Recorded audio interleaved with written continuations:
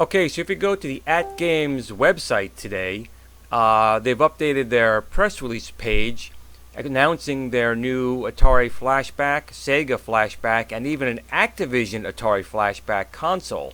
And here's the link down below to the webpage.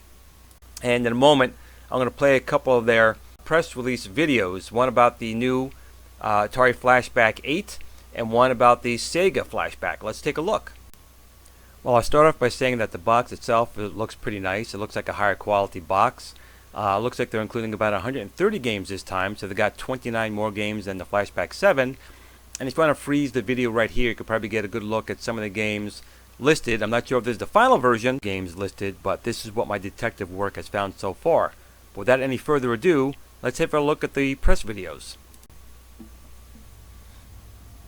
Okay, so visually it looks exactly the same, except of course now it has the Atari Flashback 8 Gold on the front.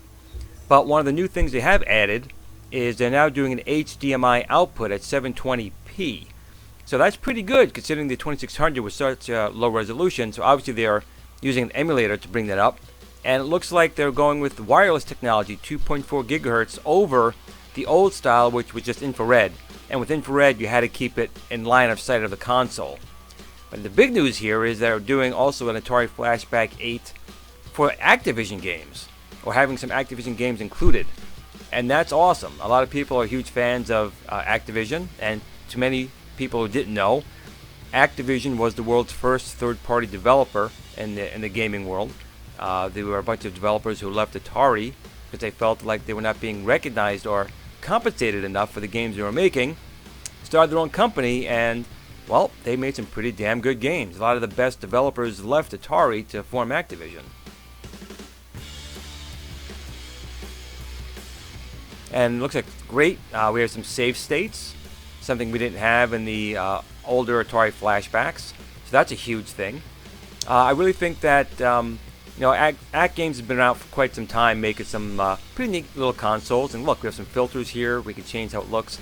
But I think what really got them into high gear was, when Nintendo came out with their NES Classic, that really brought these type of consoles to the forefront, and people really want to see quality. And I think AtGames is really stepping up their game. And look at this. We actually have a redesigned Sega Genesis that looks like the Model 1, which is what I had originally. And it looks like this also got the HDMI treatment. And if my understanding is the emulation system in here has been improved. They're apparently showing here the older console here with HDMI out, but that's not what they were going to be releasing. It's going to be looking like the classic Model 1. But my understanding, the biggest shortcoming I had, and a lot of people had, was that the sound emulation was really, really off. In a lot of the games, like Streets of Rage, it was actually really bad. My understanding, though, is this new platform they're programming this in has a new emulator in here, and they're talking about it right now, enhanced stereo audio, that the sound has been improved. So I'm really hoping that the sound emulation, if not 100%, is at least a large improvement of what we had previously with the older consoles. I don't know about you guys, but I am very excited. Now, if you looked at my other videos, you know I have pretty much every AtGames console they made. The Atari Portable, I have like 5 of them. So I do like what they produce. And people have to realize, this is not supposed to replace, the original look and feel of a console. This is for people looking back saying, wow, I really remember playing these games, and how can I play them easily?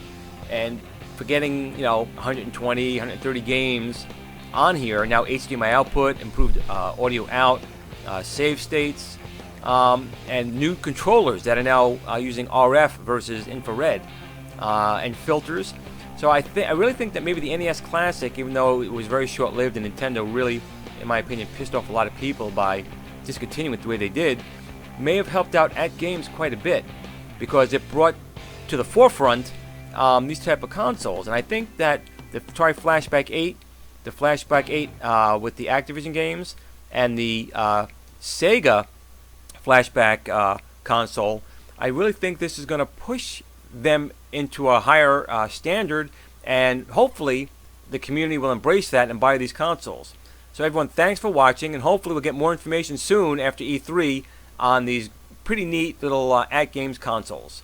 Be sure to like, share, and subscribe. because as any new information comes about on these consoles, I'll be sure to post a video on it as soon as possible.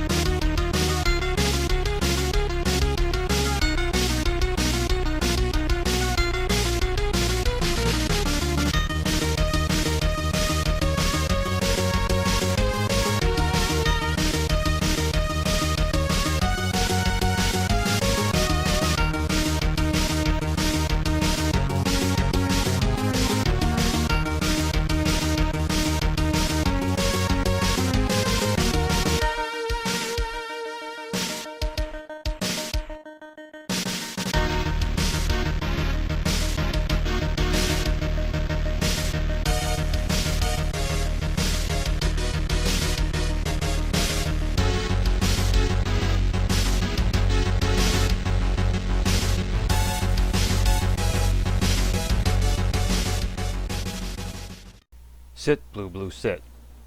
Good dog.